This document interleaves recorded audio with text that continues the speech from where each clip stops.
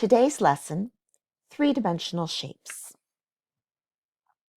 Three-dimensional objects are objects that have a height, a width, and depth, and they are called three-dimensional shapes or objects. We are going to look at the vertex, the face, and the edge of this three-dimensional shape. The vertex is the point where two or more edges meet.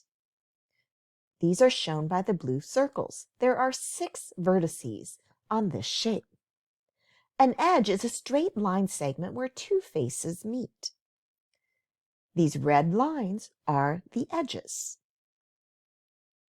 There are 9 edges on this shape. A face is the flat surface.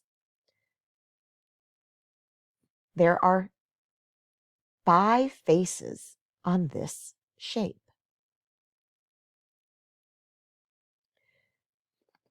Three-dimensional objects. The first one is a square prism or a cube.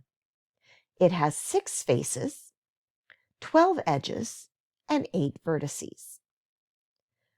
A rectangular prism has 6 faces, 12 edges, and 8 vertices.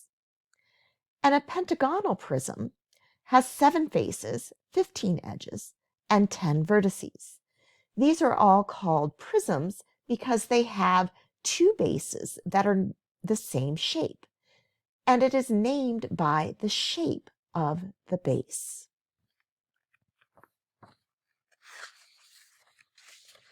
A cone has 1 face, but it doesn't have any edges. And technically, it doesn't have a vertice, but some people say the point on the top is a vertice. A cylinder has 2 faces, no edges, no vertices. Edges have to be straight, not circular. A sphere has no faces, no edges, no vertices. Triangular prism. Again, it's a prism because it has 2 bases that are both triangles.